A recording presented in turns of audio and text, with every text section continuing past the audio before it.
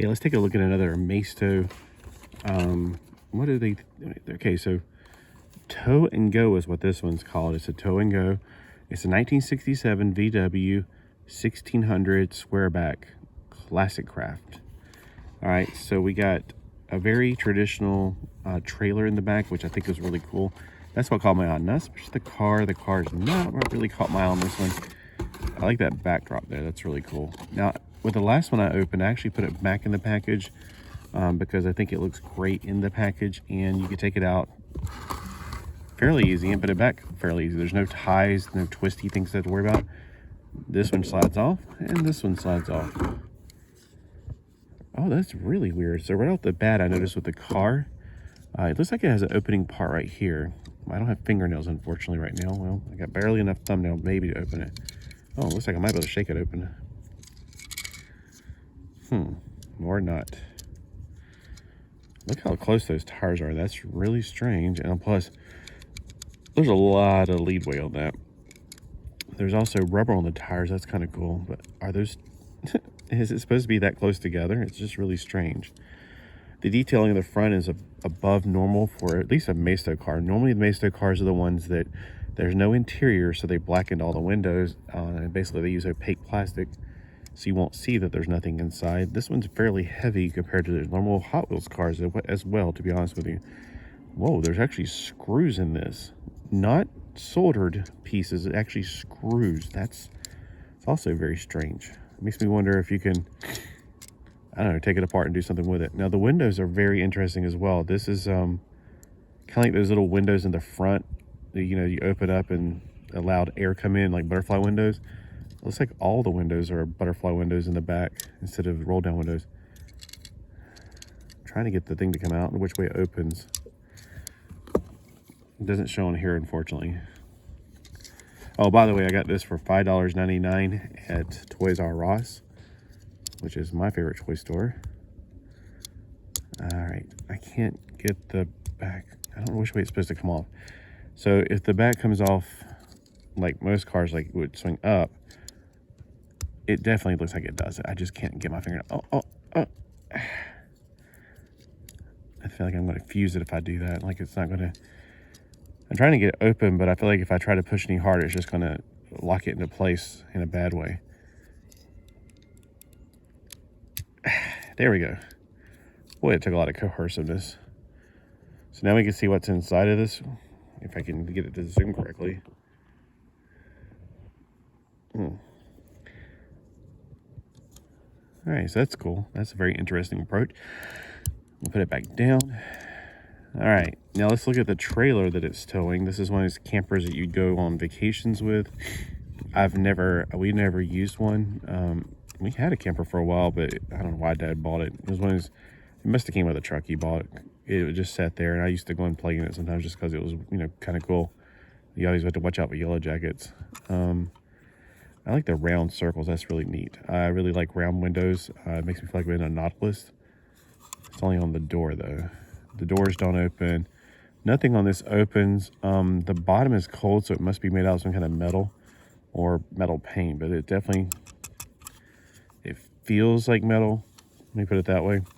The top's clearly plastic. You can tell by the sharp details of that right there and that, although this looks like it could be paint. Well, it is paint on plastic, so it's nice coloring. I like the coloring. Now, of course, this car, it rolls pretty good, but it also feels like there's a flat tire. A while ago, one of the tires was coming off real easy, so I don't know if that's having a problem with it or not. Let me just put it this way. These were not meant to play. I feel like these were just meant to display. So it rolls, but it really, it's heavy. And these tires, having rubber tires, it absorbs a lot of the momentum.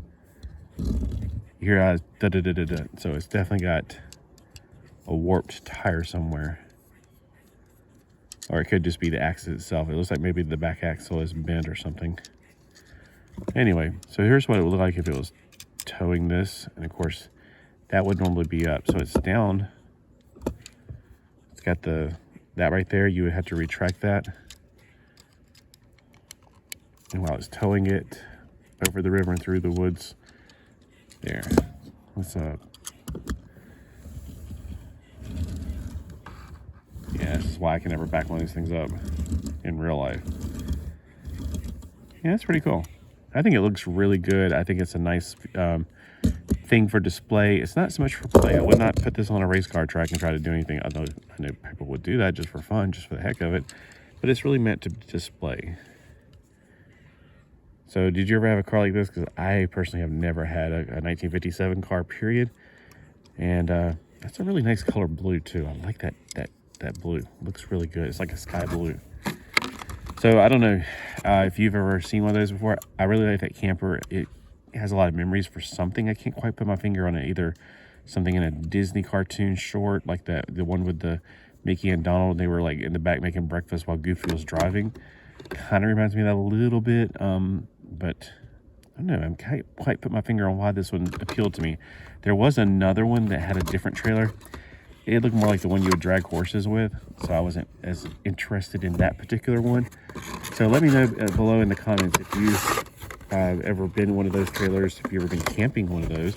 Where did you go? Did you go to like the parks? I mean, I have a feeling this, to me, if I had this in real life, I feel like if I grew up with this, we would probably be driving it to the California and to see the parks and like Jellystone Park or Yellowstone Park.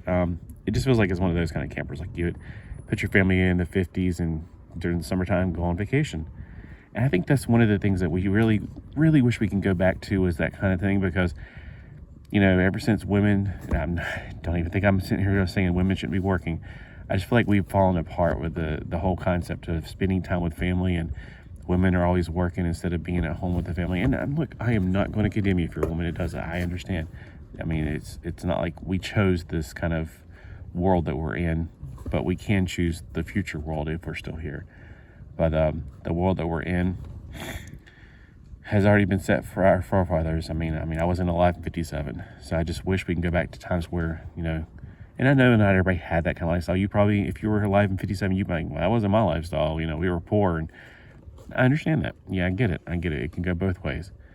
But I always, you know, we have a very romantic feeling about the past, and we wish that we could be in those times. But of course, if I lived in 1957, I probably would be in the, you know, not being able to do this kind of stuff. Seeing my friends go off to, you know, school's getting out, and you see your friends go off to vacations like this, and you know that your family's just gonna, they're not gonna be able to. So, you know, it's just the way things are. All right, so just a little piece of Americana history there. But if you do have some great stories to share, I would love to hear from you guys. Comment below. Tell me what you did on your vacations like this. Maybe you were in the 57 and you used to go to all over the world. I would love to hear from you guys. Have a great day.